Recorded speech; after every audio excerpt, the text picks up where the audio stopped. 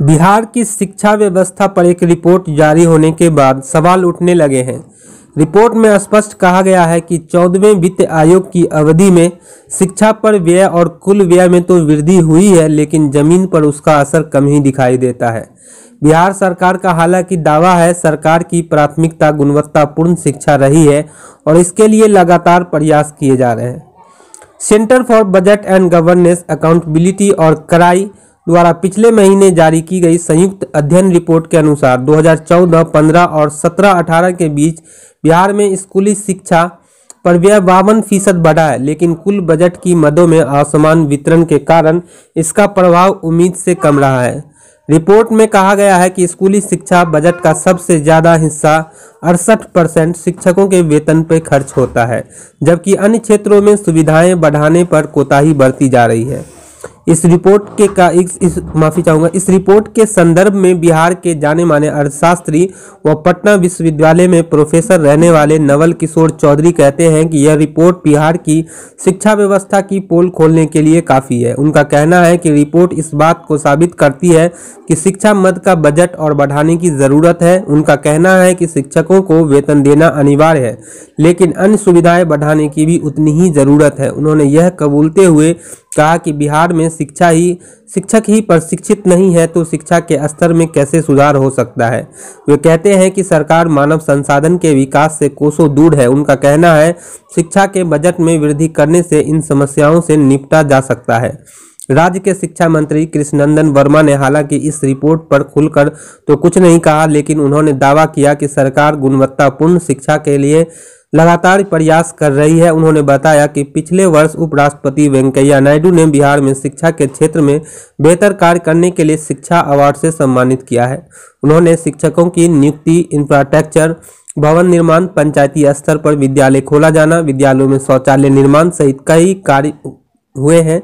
शिक्षा मंत्री ने कहा, सरकार की प्राथमिकता क्वालिटी एजुकेशन है और इससे कोई समझौता नहीं होगा।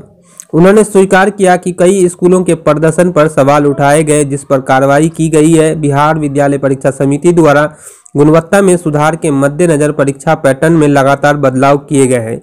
उन्होंने कहा है कि प्रत्येक बसावट क्षेत्र में एक प्राथमिक विद्यालय की स्थापना की गई है।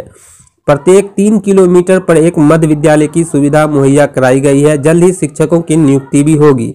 वर्मा कहते हैं कि बिहार में शिक्षा की व्यवस्था बहुत बदतर थी, जिसे नकारा नहीं जा सकता। नीतीश कुमार के मुख्यमंत्री बनने के बाद सरकार ने शिक्षा व्यवस्था को सुधारने की लगातार कोशिश की है। उन्होंने कहा कि विद्यालयों में शिक्षकों की कमी दूर करने के लिए वर्ष 2006 में नए नियमावली का गठन कर पंचायती राज संस्था को शिक्षकों के नियोजन का दायित्व सौंपा गया। इस दौरान लगभग 4 लाख शिक्षकों का नियोजन किया गया था। इनमें जो भी प्रशिक्षित नहीं थे उन्हें प्रशिक्षण की व्यवस्था कराई गई। वहीं पटना के एन सिन्हा सामाजिक अध्ययन संस्था के पूर्व निदेशक डीएम दिवाकर कहते हैं, रोपे पेड़ बबूल का तो आम कहाँ से हो। यही स्थिति बिहार की शिक्षा व्यवस्था की है। केंद्र सरकार हो या बिहार सरकार, शिक्षा व्यवस्था में सुधार इनकी प्राथमिकता में नहीं है। उन्होंने माना कि बिहार का बजट में शिक्षा पर अधिक खर्च किए जा रहे हैं, लेकिन वो नाकाफी साबित हो रहा है। उन्होंने कहा शिक्षा त्रिभुजाकारी व्यवस्था है, जिसमें छात्र, शिक्षक और अभिभावक हैं। उनके साथ वित्तीय व्यवस्था और सरकार का समन्वय है। इन सभी आंकड़ों में शिक्षा की गुणवत्ता से कोई मतलब नहीं है। रिपोर्ट में कहा गया है कि शिक्षकों की शिक्षा और प्रशिक्षण पर व्यय काफ़ी कम है, जबकि गुणवत्तापूर्ण शिक्षकों की कमी बहुत ज़्यादा है। प्राथमिक स्तर पर 39% और माध्यमिक स्तर पर 35% शिक्षक पेशेवर रूप से प्रशिक्षित नहीं है। रिपोर्ट में कहा गया है कि सरकारी स्कूलों में बुनियादी सुविधाओं की स्थिति भी कुछ खास अच्छी नहीं है। क्राई की क्षेत्रीय निदेशक पूर्व चक्रवर्ती ने रिपोर्ट में कहा, बजट और इसका इस्तेमाल हमारी प्राथमिकताओं को बताता है। समग्र बजट में वृद्धि के बावजूद गुणवत्तापूर्ण शिक्षा के परिणाम वांछित नहीं है। बुनियादी सुविधाओं पर आवंटन बढ़ाना जरूरी है, साथ ही उचित निगरानी के साथ संसाधनों का प्रभावी इस्तेमाल सुनिश्चित करना जरूरी है।